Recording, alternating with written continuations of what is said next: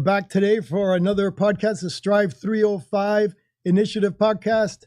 We're here today with my co-host Irvans Augustin and a good friend of mine that I've known for a very long time. We'll get to him in a minute. But before we get going, I have a couple of things. Let me see, what other couple of things I wanted to share? Oh, you're going to see on the table in a minute some very delicious treats that I brought here from BB's Bakehouse. And the reason they're here is because this bakehouse is a woman-owned business that Mayor Levine Cava visited with me during Women's Month. So I wanted to share that with you guys. They have famous names too. They're called Tico's Famous Cookie. There's a name before that. They named it after you? It's called Tico's Poop Emoji Cookie. But I'm not allowed to say the poop emoji part of it, but I actually named it myself. But yeah, I got stuck and now it's a big seller. But I got you three today. Look, one for each of us. I got the Tico Poop Emoji Double Chocolate Chip Cookie. I got a Tico Dubai chocolate chip cookie. The Dubai is that new chocolate that's the big crave of everybody. I saw it. I've never tried it. But we're going to try it now. And we also have a very standard chocolate chip. That's obviously not a poop emoji. I hope these are all low calorie. Very low calorie, no fattening, nothing. All right, now our guest. Our guest is Angel Saqui from Saqui Architects. Saqui Architect, right? Yes. Well, officially it's Angel C. Saqui, FAIA. Okay, I see what I mean. Architects, planners, interiors, PLLC, et cetera, et cetera, et cetera. Too much information. Okay, but why is he here? I wanted to, before I hand it off to the intellects in the group, I wanted to let everybody know why he's here. He's here today because I had promised before, I mentioned before that the Strive305 Hub website will have a AI software in there called Code Comply. We were able to do a little preview of it. Angel was part of the preview since he's such a high-end architect. He was the president or is the president of the AIA, right? Immediate past president. Immediate past president, American Institute of Architects. So you know he knows. Miami chapter. So you know he knows his poop emoji. So that being said, he was part of the group that reviewed this software. So we're going to talk a little bit about that software today and what it does. And in layman's term, it's very simple. I, as a business owner, have to make changes to my place. I want to get a new place. I want to open up a new place, and I have my plans. I have to submit them to the county. And you know what happens when you submit plans to the county? They come right back, and you're suffering and dealing with that back and forth. This software that we're putting on the Strive305 Hub for all of you will produce for you what's called the readiness report, meaning it'll tell you what's wrong with it before, so you could fix it before you submit. So when you submit, it's a much faster process. Now, that's the simple layman's way of saying it. Angel and Irvans will explain more details and everything else it does. But I wanted to share that because that is one of the biggest things the Strive305 Hub website is going to be doing for all of us. In addition to, again, how to borrow money, how to find money, how to network your business if you want to network in a certain area, how to meet businesses that can help you, how to find people in the county that can help you, all kind of resources. But that one to me is huge. So, one last thing before we get to that. What does permitting do? Permitting is a difficult, struggling, depressing, stressful thing, correct? It depends on who's doing it, but you've been dealing with it for a long time. It's a necessary evil. So I'm going to show you what happens. I'm going to show you what happens to people that have to deal with this kind of permitting and how we're going to help stop it. Producer Danny, can you put that picture up now? Let me show you Angel before. When he started, see the beautiful black hair? That's before he started dealing with permitting. Doing permitting. Then he got to the middle when he was halfway through. And then at the end, you see what happens when you're just about to give up. Totally distraught. Just about to give up. And then we mentioned to him the new AI software that we got. And look at him. He's all fresh and beautiful now again. All right. Yes. So that being said, I'm going to pat. This is you AI? This is. You normally look determined. That's the way you normally look? That's what he was before the AI. So I have to take care of the sun every once in a while, so I wrap myself up just to stay out of it at times. This is again why he looks this good. So, okay, now that I did my funny thing, now I'm gonna go ahead and pass it on to the serious, more intellectual, and better-looking co-host, Irvans Augustin. Work on getting you some glasses. Till us there with our Miami Minute. Thanks for getting these. These do look great, by the way. Thanks for getting us sponsored by that today. Let's kick off the Miami Minute. What do we have today? Welcome to the Miami Minute. Bite-sized random insights, information, and Miami history for you today. This week in Miami history, whether you realize it or not, the Mariel boat lift on April 20th, 1980, back in the 1900s. I think all of us were around at that time, as our kids say. The Mario boat lift began after the Castro government declared that all Cubans wanting to leave the country should go to the port of Mariel to the southwest of Havana and leave as part of the boat lift to the U.S. And that took place between April and October of 1980, but it kicked off on April 20th when they first landed here. The U.S. took total immigration from the port of Mariel, over 125,000 refugees fleeing Cuba, the majority of which settled in Miami. The refugees were first housed in and around the old Orange Bowl Stadium. You guys remember that? Certainly. Yes. And underneath the freeway, the expressways. And they moved there afterwards because of football season, because that's where football used to be king in Miami. I guess it's still king. Yes. But that's where they originally were located, underneath the underpass, 95 overpass, and under where the Jose Marti Park is now. In that moment in time, really kind of changed the trajectory of Miami and explains why pretty much half of us are all here now anyway. Yes. And the second thing I was going to mention, on April 22nd, 1987, Miami got its own NBA team. The Miami Heat was named one of the 4 new NBA franchises. The Orlando Magic, the Charlotte Hornet, and the Minnesota Timberwolves were the other 3 franchises that were part of the 1987 expansion. So I just wanted to mention that. And this week in Miami's history, let's go Heat, and that's your Miami Minute. That's great. In fact, there was a movie also that was filmed underneath that freeway passway with Pacino about the, what was the name of that movie, you remember? Of course. You're not going to say Scarface, right? Yes, of course. Say hello to my little friend. It depicted that whole scene where they were all living down there. They did a good job with that. Angel Saqui Architects. Yes. Thanks for being on our show today. I appreciate it. It's a privilege to be here with you guys. Especially since we haven't been canceled yet. I'm actually excited for that. Well, with the energy level that I see here in my good friend Tico, how can you even say that? That'll never happen. He walks in here and he lights up the room. Hey, somebody has. And he brings grub. We'll see about that. And he brings food. And he brings grub. You got to work on the naming, though. Poop emoji Tico. Or what did you call it? That killed it. Double chocolate chip, New York style, Tico Poop Emoji Cookie. You need to shorten that, dude. You need an acronym. Tico Poop Emoji Cookie. You can get them at BB's Bakehouse. Try them. That's the #1 seller right now, but that Dubai thing is taking over, so I named it the Tico Dubai. That's the Dubai. That's the one. This is Dubai? Yeah, that's the one. We'll split that one first. Okay. Cool. So, how long have you been an architect? Well, officially since, I would say 1987. Which is when I achieved licensure from the state of Florida. I've been practicing architecture since as far back as I can remember, probably one of those photographs that you guys found of me. Because I started with my father at 16, drawing, and basically the office rat.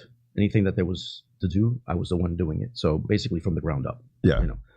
So now, if you do the math, I think it's over officially probably 35 years, maybe 36.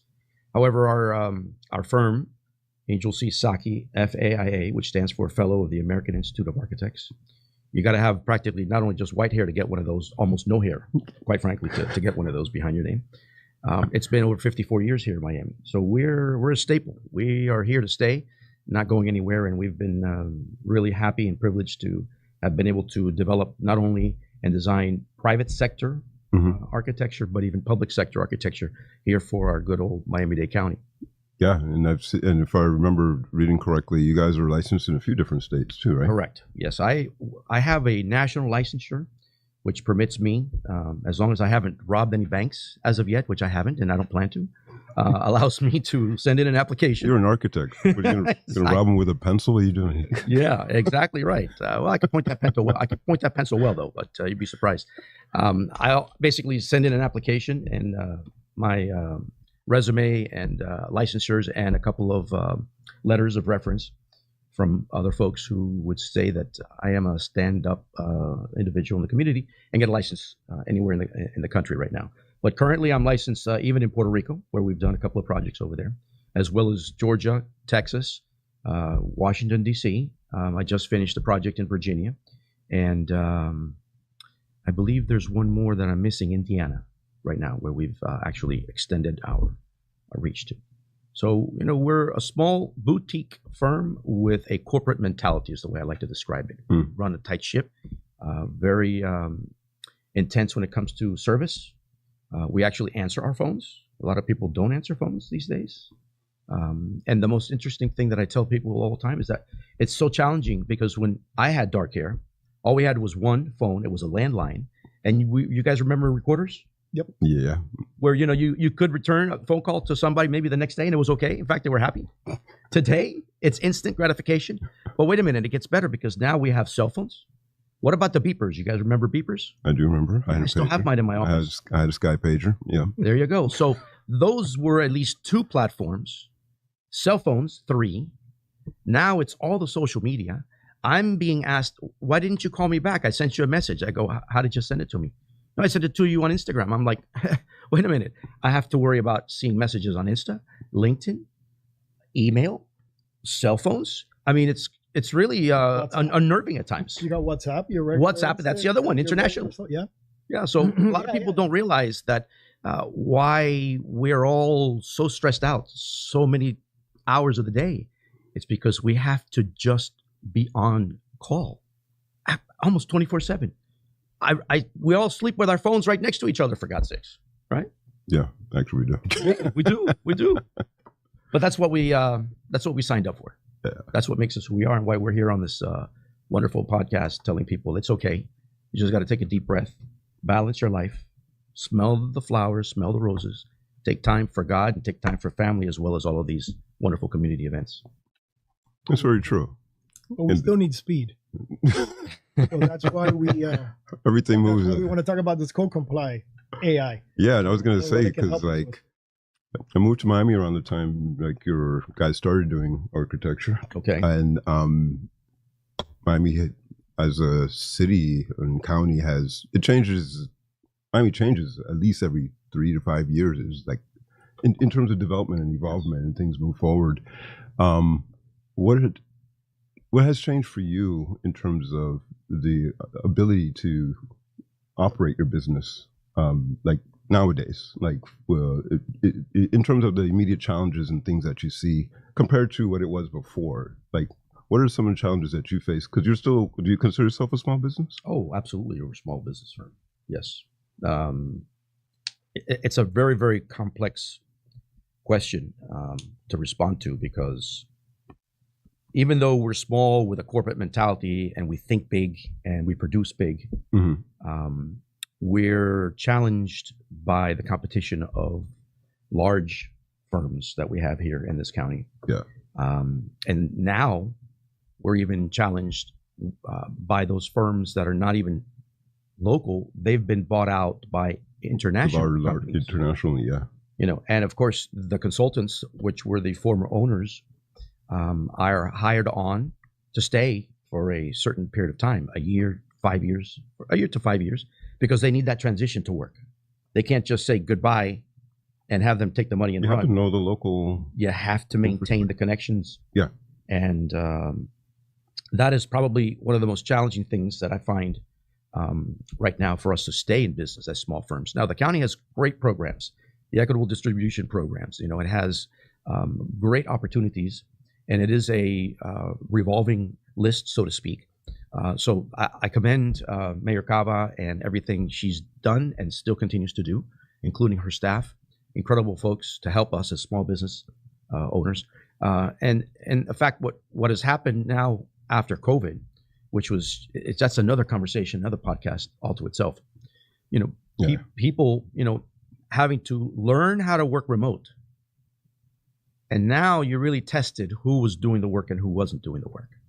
Because one of my philosophies is do your best work when you know no one is watching, because you're doing it for the right reasons.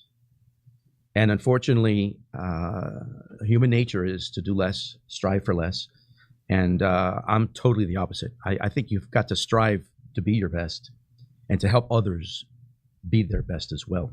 So I find that today's emerging professionals have really been altered by the occurrence of COVID. They had in what sense? A falling out. They had a falling out with the connection of business and how to conduct business and how to even communicate with people themselves with us as employers. It's interesting. It's coming around. I had the same experience with like my kids, and I can totally understand that being part of the education system. But it's interesting that you mentioned that as part of like on the professional side. And but you see that more for the architects who are just coming into the business, or just in general throughout the industry? I see it in general for all industries because COVID affected the world. Yeah. So if you zero in on your own, which is what I can speak to, I found that students that were no longer able to just attend class at the universities, they had to do this online. Then when that opened up a little bit, they had to still stay home. Those that were working part-time couldn't work part-time anymore.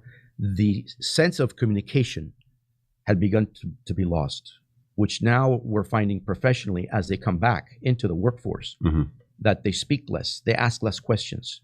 They may still be curious because curiosity is what increases our knowledge by asking and learning, but they're more accustomed to just figuring things out on their own. I see these young people. Good or a bad thing? I think it's a bad thing sometimes because you take 3 times as long. When you know you've got a mentor there, that's okay. Right. They could have told you and saved you the That's time. right. Now, there is a fine line. Yeah. Because it's good that you're curious enough to find things yourself. And today, when I was growing up, none of us had Google. Forget AI, right? We had to go to the library. We had to hopefully have an encyclopedia at home, right? But today, the default is, how do you? YouTube. Everything is, let me ask the question. Now, that's great to a certain extent because even as when you go to your own doctors, the doctors tell you the worst thing you could do is look up what I'm telling you online because it's not going to be what I'm telling you. It's going to be. So I shouldn't self-medicate? You shouldn't self-medicate at all. Absolutely.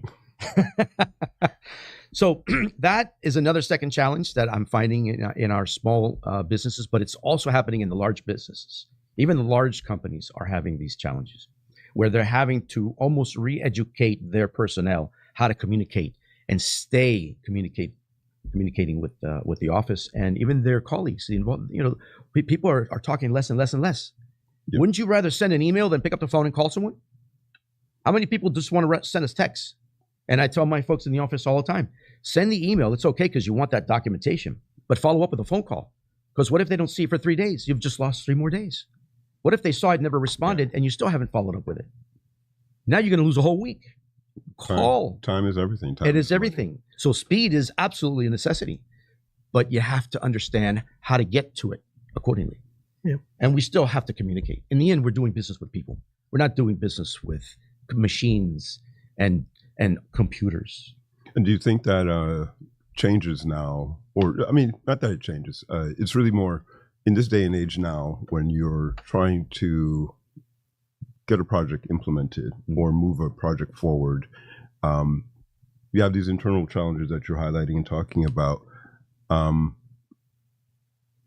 Having the county or others as a partner or having like a platform, does that help with some of the internal challenges you're talking about? Or do you feel that there's something else missing in the ecosystem to be able to actually implement and accomplish these goals of getting, in the end for you, the thing is getting something built, right? Right.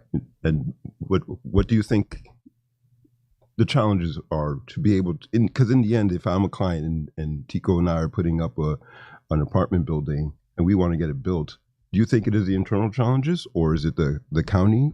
Or like the biggest gap for you? I think it's deeper than that. So now we're going to get a little philosophical here. And this is why he has the white hair, right? And jump in because we may need some comic relief here, right? Because I may get a little too serious, but I see it. It hasn't been a problem yet. Hasn't been a problem yet. I hear you. I see this as a world question. And the reality is that the world has lost several things. It's lost respect. It's lost honor. And it's lost compassion. When a human being doesn't have any of those 3, with a couple others that I can throw in there, loyalty and the ability to trust because someone has shown you that they can be trusted, everything starts to break down because we can't do business with people that we don't feel comfortable with. And if you guys don't show me those comfort levels, you won't get the best out of me, and that relationship will fall apart. And I think the entire world needs a reset. Is that deep? That's really deep.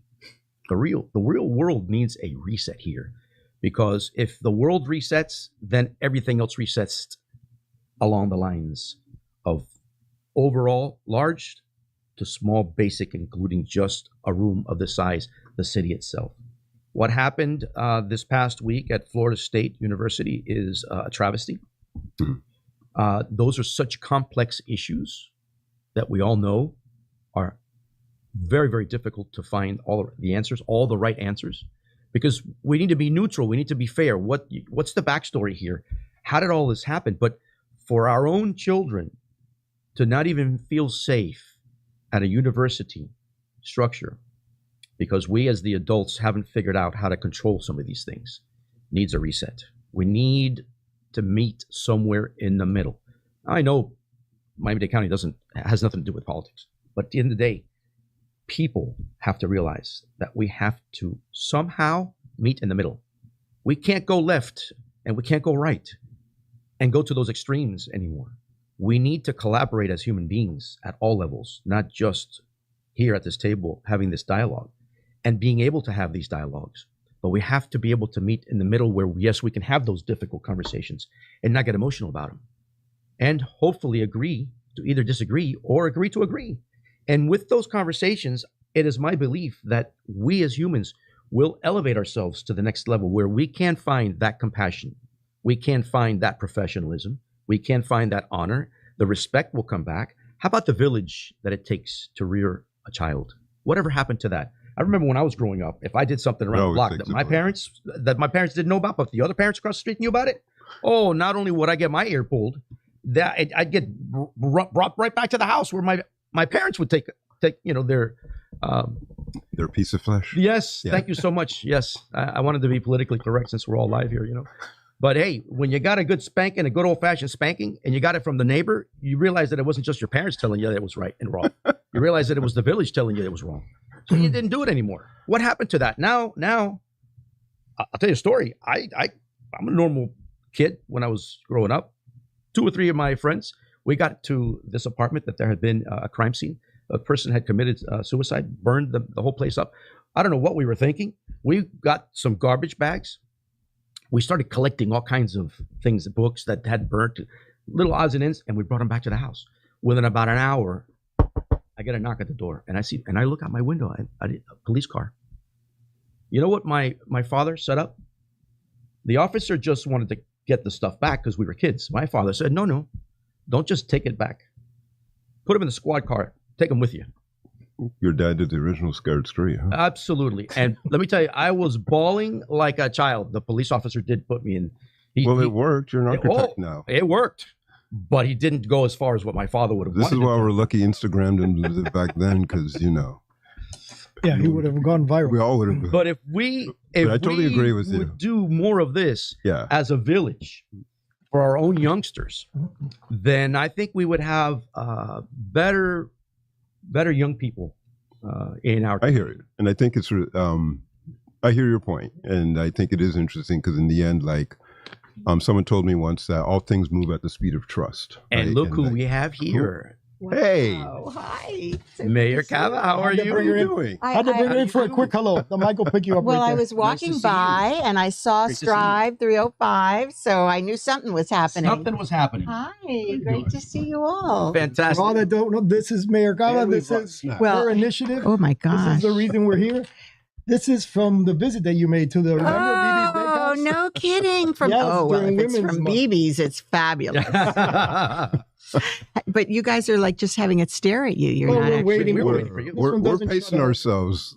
We're pacing Well, ourselves. Got a new Thanks one for now with stopping the by. Dubai chocolate inside. Dubai. We were just Oh. talking about that. I had I Dubai haven't tried ice that. cream the other day, and I Oh. didn't know what it was, and they Oh. explained it to me. It's the latest sensation. Yep. I- Yeah, I'll save that one for you. I've because heard it we're 100 on times Dubai. from different people. I've never tried it, so I'm going to try it today. Good. But thanks so much for stopping by. Yeah, We're well- really just talking about Talking about the co-comply today, the AI. Hopefully, we're going to get in there for the permitting.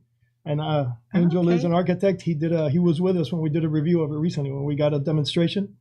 So I wanted tell you him to what, talk a things little are bit about it. happening so fast and furious That's what we were talking about. that I'm like trying to catch up with all the good things that are going on. That's exactly Yeah. what we were talking about. That's awesome. And he was just highlighting how things do move at the speed of trust, but then also how do you connect the different levels of trust, right? So between the residents, the professionals in the community, and also the municipality, and all of how we all connect as a village to be able to have a broader Absolutely. impact. Well, So- we're one and community. then you just happen to float in. So that's really It was Well, fantastic. Easter is Fantastic all order. about unity. How's that? So we're going to take this as a watchword for us going forward.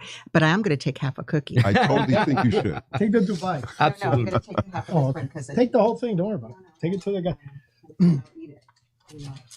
And Tico promised us that these were all low calorie. Oh my God. Okay, that's it. That looks great. Thanks, Well, everybody. thank you so so much much. for coming by. Have a great day. Well, So that's yeah, cool. going back to the communication, now that the mayor just stepped in and said hello to us, that trust that also occurs and it has been occurring at Miami-Dade County, especially at the billing department and the municipalities, is incredible. One of the things that has changed drastically is the online permitting process. Mhm. That had been an initiative that had started now a few years back and really took hold with COVID. And the fact that we can upload these drawings digitally now with a digital seal. Used to have be signed and embossed on the paper. Not only enables us to do things quicker, it saves paper. It saves time. It just in a click of a keyboard, we have everything uploaded at the county, and it goes to all the different departments and all the different levels. And I wanted to say this with her in front of us. Hopefully she'll see it and she'll hear it. But they are doing such a great job in making sure that those reviewers at the county read their emails, respond to us on the outside when we have misunderstandings of what those comments are that they are sending back out to us. In the permits and plans. that In you're the submitting. permits, that's right, in the permit drawings that we submit.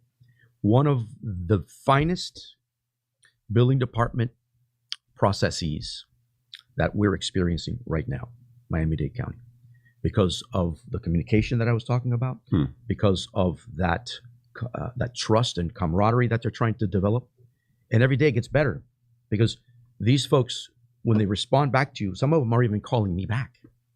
And it's not just a keyboard anymore. It's not just those emails anymore, because they literally want to get the job done, get it off the shelf, and go to the next one.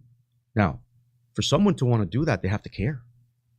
They have to have that honor within themselves to not only care about their job, but to care about other people's jobs and what we're trying to do out here for the entire community. Yeah. So I find that now this next level of the AI process to basically vet the projects ahead of time, because that's the way I understood it. And of course, it was just an hour long. There was so much more that needed to have been discussed. Will now give us an opportunity to have this computer review what could be basic flags that you haven't put them in there. And now when you do, it's going to save another week's worth of wait or rounds of comments in addition. Because, oh, you didn't put in there that you are under the Florida Building Code 2023. You left your 2020 because you took it from a different project and you cut and paste. Yeah. Wow, so simple. Happens all the time. So I find that this is going to be a game changer for all of us now, especially with the AI going forward. That's great to hear, and we'll have to see how some of the other architects and others and builders start to use this and how it improves how things move forward. I know we're almost at time, and I was going to ask you, Tico, did you have any questions from your standpoint or No some of the things question. you're hearing? Because I know you're engaged with a lot of other architects and builders in your work. I do have comments regarding other builders. Another builder, no, other people that were there with us during the review while we were reviewing this software. Yeah. I was getting messages from the others saying this is same word, game changer. This is incredible. And in Spanish, a couple of coño, this is está buenísimo. So it's definitely, that's why I was so excited to bring it out and let everybody know. I know we're not live with it yet. It's coming soon, I think sometime in May. So, and I know it's very, exciting and big. And again, Angel is the expert, so that's why we brought him out here with us. Yeah, no, it's So great I'm to very hear. excited about that. And then all the other things that we have to talk about in the coming weeks, because that's just not the only thing the website is going to help us with. And as a person that people come to me all the time for networking advice, how to promote my business, how do I move this, how do I get help with permitting, everything. They come to me for all these questions. I now have this as a resource. I'm going to cheat, obviously. I'm going to look it up there and answer the questions so they think I'm a genius. But it's basically like a Google for business or an AI straight just for business owners and how to promote and help your business, which somehow has become a passion. Well, since I was in high school, I've been doing this coincidentally, but again, beautiful. So what else do we have? Angel, do you have any last words, parting words? You can talk good about me. Especially for some for people who, maybe younger architects or other smaller businesses who are getting established or starting out, how can they engage and work with the county and leverage some of the tools or resources? Well, I think that's an excellent question. And I definitely have multiple thoughts on how young emerging professionals can advance their place in our business community. And the most important one is especially those that are studying architecture, as well as those that are studying engineering, is that you're not going to be a full-fledged architect or engineer if you don't know how to build the buildings that you are designing on paper. And that is the most important thing that I could share with any of our audience here, especially those that are studying in those industries. Become curious about how you put your materials together so that when you draw them, they're not just pretty pictures, because architects are blamed to always have pretty pictures on their drawings because the contractors... And it becomes the engineer's problem to figure out how it's going to get built, right? Exactly. They think, well, let the engineers figure it out. But sometimes those engineers can't even figure it out, and the contractors can't even figure it out. So then you have all kinds of requests for information on the job, and worse, change orders because the architect just drew pretty pictures. And I got to tell you guys, sometimes they're not that pretty. They just don't work. So I urge everyone that really wants to excel in the field of architecture and engineering is to excel first with construction. Understand how buildings are put together. We are the physicians of our buildings. We need to know how they work inside and out. Mm-hmm. And you have to learn this not by reading a book, not by sitting in a classroom, by getting your feet and your hands dirty with cement, sand, rocks, blocks, paint, gypboard, metal stud, trusses, roofs. You have to go out there and find somebody that will help mentor you, even if it's for a summer, every summer, within the 5 or 6 years of construction that you can also pick, of architecture, I should say, or those 4 to 6 years of architecture and engineering, that you can find an opportunity when you're not out there working, because you have to, but you're out there learning your craft. Yeah. So that when you really place this information on a drawing, which is basically ink on paper, it is an incredible, what is the word I'm looking for? When you put something together and you buy it at AIA, it has no instructions manual. You want your instructions manual to have every single nut and bolt that will be used to place this product together. And you don't want to have any left over. So get out there, get your feet wet, get your hands dirty, learn construction so that you can become the best architects and engineers for Miami-Dade County and all of the constituents here. That's a good way to end it. Very nice. All right, let me do some quick thank yous. Thank you to Angel. Thank you, Angel. My pleasure. My pleasure. Thank you to Irvans, my co-host. And thank you to Mayor Cava for her surprise visit today. That was random. That was cool. I kind of had a possibility, kind of knew it might happen, but wasn't sure, so I didn't want to mention it until it happened. And thank you again also to Anthony Bonami, who always helps us put this together. Yes. Manny Sid, who we're not supposed to mention. Yeah, he Manny? told us don't thank him Manny anymore, says don't say without him. But his name is Manny. Yeah. Manny Sid, former mayor of Miami Lakes. Yes. But don't mention him or his Mayor's Cafe because we don't want to give him too much credit. He hates that. I understand. Okay. And that's it. Well, that's it for us today. Thank you so much. See you next week. We're going to have some more information for you, more knowledge, and maybe some other surprise visits. What do you think? Why don't you bring some more of these cookies? These are great. Consider it. These are really good. I think it's about time we I think we mentioned them so much that they should be bringing us cookies everywhere.